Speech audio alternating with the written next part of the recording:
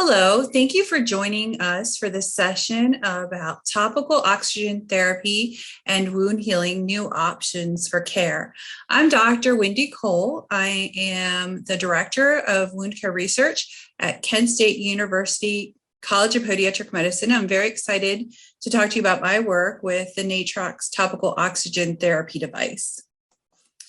We know that oxygen plays an essential role in really all cellular processes. Oxygen is delivered to tissues bound to hemoglobin through the bloodstream. If you remember back to your high school or college biology classes, you may remember memorizing the Krebs Cycle. And if you recall, during normal oxygen levels and normal cellular processes, one glucose molecule is cleaved to generate 36 ATP. And it's these 36 ATP that actually act as the energy source for the cells for normal processes and to maintain healthy tissue.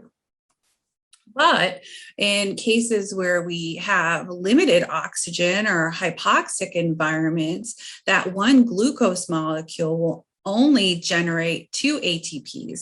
And this is what's called anaerobic metabolism. And when we convert to anaerobic metabolism, it's problematic for many reasons.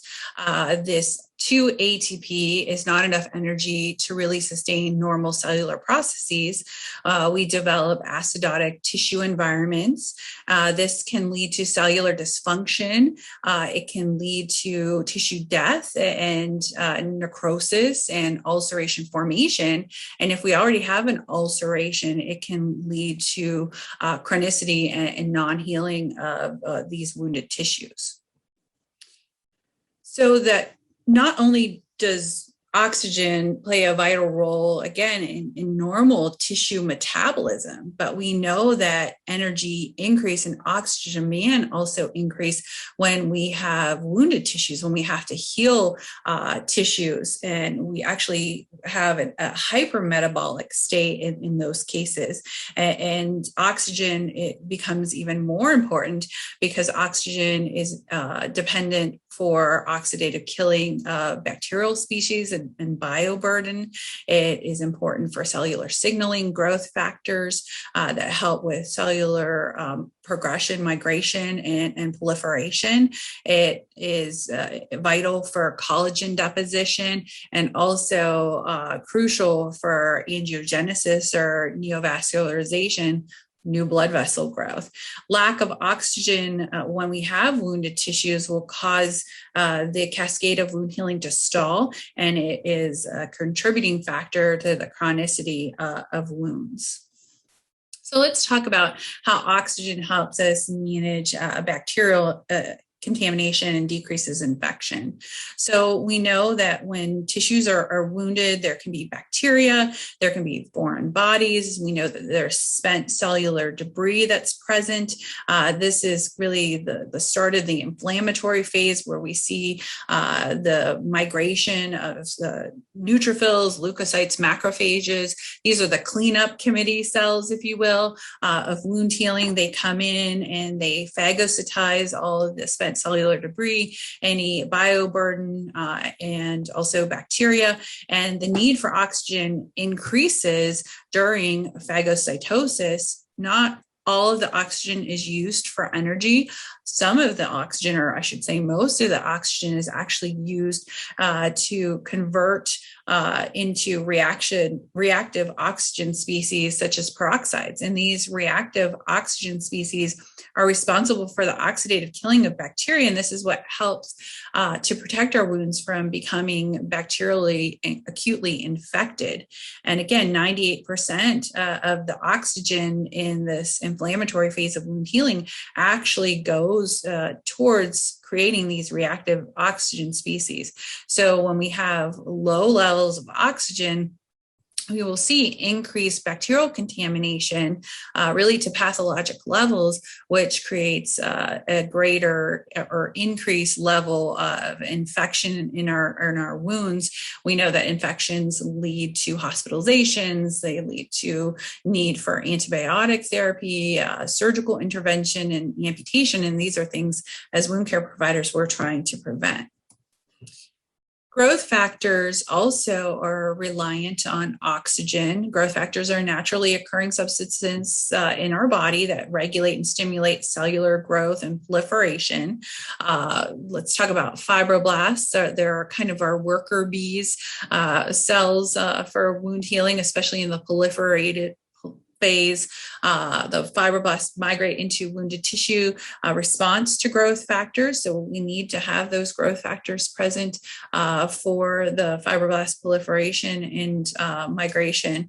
Acute hypoxia initially actually will help or increase growth factor formation, but unfortunately that prolonged hypoxia that we see in our chronic wounds will really eliminate growth factor production.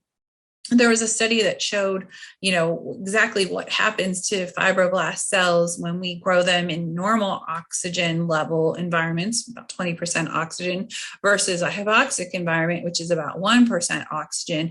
And what they found is that fibroblast proliferation was actually 3 times slower in that hypoxic environment. So if we don't have these growth factors, we don't have fibroblast formation, then we will, again, be in that cycle of chronicity in our lower extremity or any wounds. I'm a podiatrist, I should have mentioned, so I deal with mostly lower extremity wounds.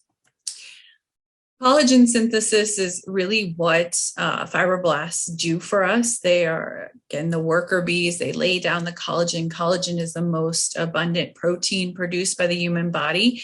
It's really a fundamental step in wound healing, especially in that proliferative phase. It provides a natural scaffold or structure or substrate for new tissue growth, and also can support the extracellular matrix.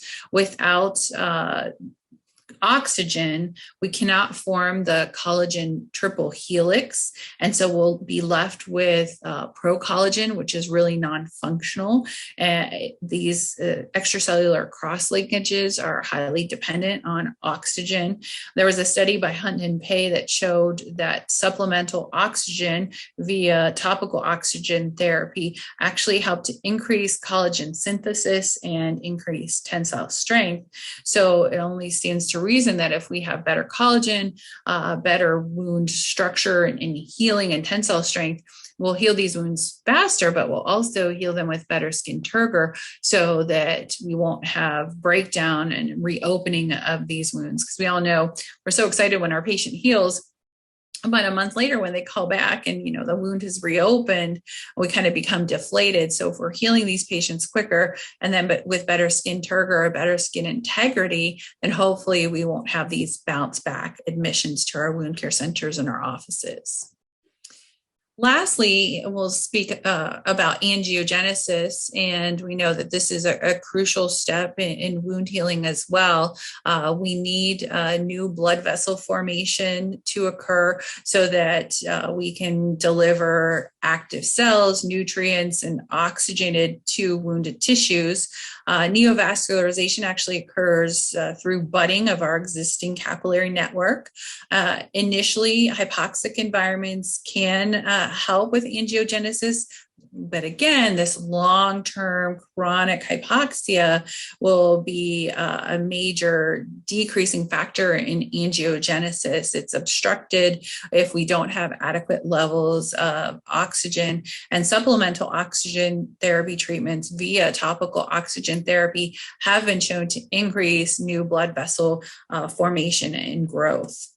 There was a study that compared 1,854 non-randomized patients We looked at the outcome, they looked at the outcomes of those receiving hyperbaric oxygen therapy versus topical oxygen therapy. And what they found is there was no significant improvements in the wound dimensions in the group that received hyperbaric oxygen therapy. But in contrast, the topical oxygen therapy group did show an overall decrease in wound size. They performed tissue biopsies in patients of both groups. And what they found was really interesting. They saw increased expression of VEGF, which is the growth factor needed for angiogenesis. It was increased among the topical oxygen therapy group, but not the hyperbaric oxygen therapy group. So in conclusion, they felt that the topical oxygen therapy benefits were overall better in this study than those receiving hyperbaric oxygen therapy treatments. So I think it's safe to say that our wounds are suffocating, and it's important from inflammation through remodeling that oxygen levels be adequate to help to perform all of these essential cellular functions of wound healing. Unfortunately, despite the critical need for oxygen, the oxygen levels in our patients are often insufficient. And there's a variety of reasons why that occurs, be it poor circulation, because patients have PAD or some vascular insufficiency? Is it because of their comorbidities that contribute to inactivation of growth factors or cellular senescence? We see these low levels of oxygen tension in wounded tissues, and we know that that's a significant factor that prolongs healing. So it would only make sense that supplying topical oxygen therapy can help to reverse all of these bad acting processes in our chronic wounds.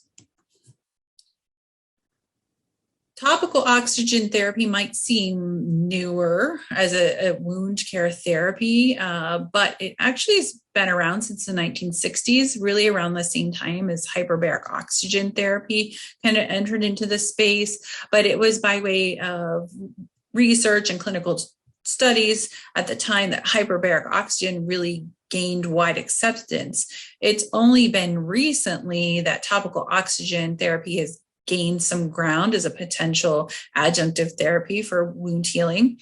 In 2015, Desmond and his colleagues did a review of the evidence and effectiveness of topical oxygen therapy. And the group actually concluded that although there was no singular topical oxygen therapy approach widely used among clinicians in wound care, they did see that there's a growing level of evidence suggesting that topical oxygen therapy is effective and as an adjunctive therapy and can help with wound healing outcomes. So we're starting to gain ground in the wound care space. So I'm going to discuss the recently published randomized controlled trial on diabetic foot ulcers. I was lucky to be a PI in this study, and this is sort of my first experience with using the NATROX topical oxygen therapy device. Our study had 145 patients with non-healing diabetic foot ulcers. It was, again, a randomized controlled trial, and we were investigating the impact of the NATROX topical oxygen therapy device on healing rates in these chronic non-healing diabetic foot ulcers. There were 19 wound care clinics that were involved in the trial, and this was all across the United States. And again, we were really looking to see what topical oxygen therapy by way of the NATROX device did to the healing rates in these chronic diabetic foot ulcers. So the study's design was multi-centered, as we spoke about, 19 centers all across the US. The participants had a chronic diabetic foot ulcer that we established with a 4-week run-in period. So these were chronic stalled ulcers. So this 4-week run-in period, patients had standard of care therapies, which was consistent with offloading via total contact cast and moisture managing inert dressings.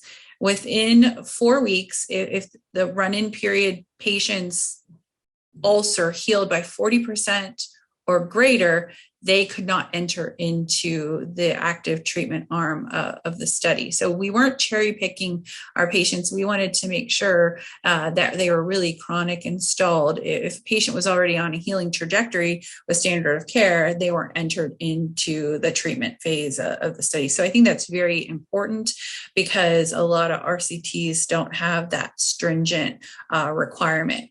So patients then at that 4-week mark, if they hadn't healed by 40% or greater, then they entered into the treatment arm and they were randomized to continue in that standard of care again, debridements, moisture managing dressings and offloading, or they entered into the treatment arm, which included standard of care plus the NATROX topical oxygen therapy.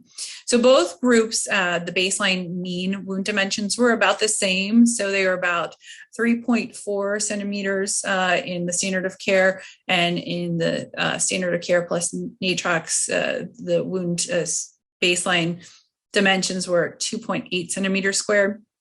Duration of wounds was pretty consistent among both groups. You can see for standard of care only group, 23.7 weeks duration, and the standard of care plus an ATROX, 24.46 weeks duration of the wounds. 54.5% of the patients were 65 years or older. That was important for our study in the US because we are looking at the Medicare population. So here are our results. What we found is that 52% of the patients in the NATROX treatment arm healed completely in the 12-week study period. We saw 71% greater healing rate in the NATROX treatment arm patients than the standard of care treatment arm. And we saw that there was a 73% greater average wound area reduction in the NATROX treatment arm versus the standard of care arm. So these study results were very exciting to me as a clinician, and I wanted to then put the device to use in my outpatient hospital clinic and to see, that patient population, how we could improve their overall heal rates. So I'm going to talk to you now about a patient case series that I performed in my hospital outpatient-based wound care department. And this was a prospective single-site, single-arm pilot case series. So again, I'm translating what we did in the research clinical space and putting it to good use in my hospital patient population. Again, these patients tend to be sicker. They have probably more comorbidities. There are more medications. We have patients that are end-stage kidney failure. Maybe their glucose is not well controlled and their A1Cs are a little bit higher. But unfortunately, these are the patients we're seeing day in and day out in our clinics. The goal of the study was to determine the effects of weekly continuous topical oxygen therapy via the NATROX device on wound tissue perfusion, and then to really track wound healing as well. And we used a device called the Snapshot, which is from Kent Imaging, and it's a near-infrared spectroscopy device that I'll detail in a little bit more for you. So this is what the NATROX topical oxygen therapy device looks like. It actually generates oxygen through electrolysis of water that's just drawn from the atmosphere, and it's able to deliver 98% pure humidified oxygen directly into the wound.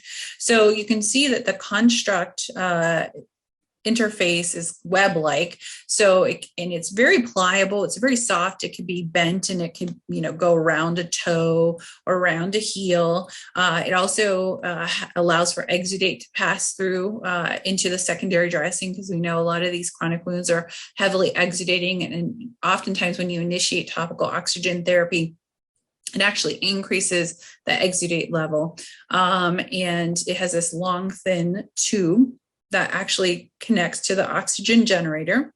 It can be used under multi-layer compression therapy, Again, with our diabetic foot ulcer study, we used it with total contact casting. The oxygen generator is about the size of a small cell phone, and it comes with 2 portable batteries, and they're rechargeable. And patients just charge a battery while the other one's working, and they change it once a day. That's really all the patient has to do, because this is continuous, so it remains on the wound 24/7. It's typically changed once a week at the wound care center by the physician or the clinician. This is a little bit about that near-infrared spectroscopy device. What near-infrared spectroscopy does, it is able to measure light in the near-infrared spectrum, and this allows for calculation of the percentage of oxygen saturation in the and around the tissue. So the percent of oxygen that is actually bound to hemoglobin in the capillary bed of the wounded tissues. There's also melanin correction that can occur so that you get really good data points. And it's a great test of functional perfusion. ABIs and some of our other non-invasive tests really show structural perfusion and can really only tell us, what the perfusion is to the ankle. A lot of these distal wounds, we don't have a great way to show what that microvascular circulation is. So near infrared spectroscopy tell us that functional perfusion in and around the wounded tissues. So there were 5 patients in this study. They were all over the age of 18. They had lower extremity wounds for at least 4 weeks. There was an informed consent form that they signed. There was no remuneration for participation in the study. At baseline, we took normal wound measurements and then also the near-infrared spectroscopy wound images. We started the continuous oxygen therapy via the NATROX in the wound, and then we saw the patients weekly, where we did wound measurements and near-infrared spectroscopy images. And the patients were seen for a total of 6 weeks for study purposes, or until they healed, whichever came first. So here's some of those cases. We had a 91-year-old male, 22-week history of a non-healing wound. This was following a below-knee amputation, so this was at the distal stump. You can see a patient's past medical history is pretty significant. He had many previously tried wound dressings that failed. Alginate and collagen were 2 of the more recent ones. He was sent to me by a vascular colleague who had done the amputation, and the patient was unable to transition into his prosthetic device because he continued to scab over this wound that would then open and drain, and it was this constant cycle. And so they sent him to me to see what we can do. You can see at this point, the wound measurements were 1.5 centimeters by 1.6 centimeters by 0.2 centimeters, but it was covered in eschar. And the skin perfusion of the limb was good. He did have revascularization after the amputation, so he had good skin perfusion pressure. Here is after debridement what the wound looked like, the standard image. And then we can see the other picture is the near infrared spectroscopy image. And so at this point in time, the wounded tissues had about 54% oxygen saturation. So we started NATROX oxygen therapy to the patient at this point in time. This is our typical secondary dressing.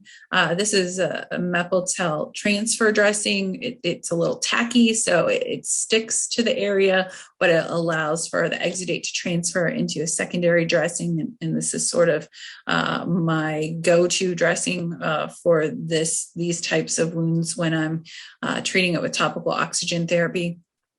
And patient healed after 3 weeks of the continuous topical oxygen therapy. He was sent back to the orthotist, who was then able to reconfigure the prosthetic device. Patient was able to wear his prosthetic device and return to his activities of daily living. Here's case number 2. This is a patient with a trauma wound of the lower extremity, 8 weeks in duration. You can see her past medical history is also fairly significant. Previous dressings included santal alginate, multi-layer compression. We just weren't getting anywhere. So prior to topical oxygen therapy, you can see the wound measurements. Again, she had a normal ABI, so she had good structural perfusion to the tissues. After debridement, you can see what the wound looked like. Her baseline near-infrared spectroscopy image showed 44% oxygen saturation to the tissues. After 3 weeks of continuous topical oxygen therapy, we were able to increase the tissue's oxygen saturation to 65%. And you can see from the standard image, we have more epithelial growth. The tissue dimensions are decreasing, and there's less erythema and irritation around the peri-wound tissues. And the patient continued on to healing and finally healed at that 5-week period. Here's another patient, a right leg venous ulcer, 76 years old. Past medical history is on the screen there. Again, significant past medical history, had multiple different wound care therapies that had failed, and his ABI was good. His wound measurements were 3.1 centimeters by 3.2 centimeter by 0.1 centimeter. Here's his baseline standard image and his baseline top or near infrared spectroscopy image. And you can see at baseline, his tissue oxygenation was 58%. After 3 weeks of continuous topical oxygen therapy via NATROX, we were able to elevate that to 78%. And you can see from the standard image, the wound has bridged. There's many areas of new epithelial growth. So we definitely have a wound that is now on a healing trajectory. This is what the patient looked like after 5 weeks of continuous topical oxygen therapy. He sort of plateaued with his oxygen saturation, about 77%. But you could see from the standard image, the wound continued to progress and new epithelial tissue was continuing to be laid down. And patient healed after 9 weeks of continuous topical oxygen therapy. Here is case 4. This is a 42-year-old diabetic female with this chronic ulcer on the distal toe. And sometimes these can be very difficult to deal with. She had failed multiple different topical antimicrobials, alginates, and other dressings. Her ABI was good, but we continued to break down tissue and have a lot of maceration. And her baseline tissue oxygenation was 72%. Started topical oxygen therapy, and after 3 weeks, we were able to increase the level to 87%. And you can see from the standard image, the wound is drier. There's nice, healthy granulation tissue at the base. So we know that we're moving in the right direction and supporting wound healing. And after 4 weeks of topical oxygen therapy, the patient was able to have a healed wound of the toe. And this is our case number 5, our final case, 85-year-old patient with lower leg venous ulcer. I've been present for 62 weeks. So again, very long-standing ulceration, past medical history, non-insulin dependent diabetes, among other things, failure wound care therapies, quite a few of those. You can see this is a large wound. Baseline measurements were 9.2 by 2.8 by 0.2 centimeters. ABI again was normal. At baseline, we see that his tissue oxygen levels are 65%. After 3 weeks of continuous topical oxygen therapy, we see that we've increased the tissue oxygenation to 79%, and the wound is moving towards a healing trajectory. After 5 weeks, we have the oxygen saturation in the tissues up to 83%. The wound continues to improve in measurements and character as well. And patient healed after 11 weeks of continuous topical oxygen therapy. So in this small little pilot study in my outpatient clinic, we saw that the wound area decreased over time in all 5 patients. And we saw an increase in the oxygen saturation in the wounded tissues over time in all 5 patients as well. So as the oxygen saturation improved, by way of the topical oxygen therapy NATROX device, we also saw that the total wound area was reduced over time as well. So the results really show us that this was an effective treatment in these really chronic non-healing wounds that have failed other therapies. The median baseline wound age prior to using NATROX on the wounds was about 32 weeks. So these were recalcitrant wounds. The baseline wound surface area was about 9 centimeters squared, give or take. The median time to wound healing, once we instituted the therapy with the NATROX device, was about 6.4 weeks. So where these wounds had been stalled for 32 weeks, it only took 6 weeks to get these wounds to heal on average. And all of the wounds healed within that study period. I just want to leave you with one final case, and this was a very interesting case. It shows the utility of the NATROX device to treat wounds via telemedicine. This was a case that really occurred right around the height of the pandemic. So we had to find alternative ways to treat this patient because of the risks to her with the COVID-19 virus. So we used topical oxygen therapy in the NATROX device to treat this wound, which was calciphylaxis related. We know that treatments for calciphylaxis are not really well standardized, and it involves different medications, different wound care modalities, but because it's so rare, we don't really have a gold standard treatment. So this is a case where we successfully treated a single biopsy-proven calciphylaxis lesion with the continuous topical oxygen therapy. Patient did self-application because this was during that stay-at-home period of the global COVID-19 pandemic. She is a 56-year-old female. She's known end-stage renal failure, and she's been on peritoneal dialysis for about 14 months. She presented with a history of this painful discolored lesion of her left calf about 3 weeks. A biopsy was taken, which then proved to be positive for calciphylaxis. And upon presentation, this lesion measured about 3.6 centimeters by 2.2 centimeters. The patient was concerned about coming into the hospital and being exposed to the COVID-19 virus, and we really had low staffing around this time too. Again, this was around March or April of 2020. We were sending staff to other areas of the hospital to deal with, these more acute patients. So we really had to come up with a plan to treat this patient aggressively, but keep her out of harm's way, so to speak. So we started using the topical oxygen therapy device, a NATROX device. Patient changed the oxygen delivery device 2 times a week and applied a bordered foam secondary dressing. Her and I completed telemedicine visits weekly, where she would show me the wound. I'd walk her through the application of the oxygen device to the area. And what we were able to accomplish is complete wound healing in 9 weeks without any complications or exposure to this patient to COVID-19.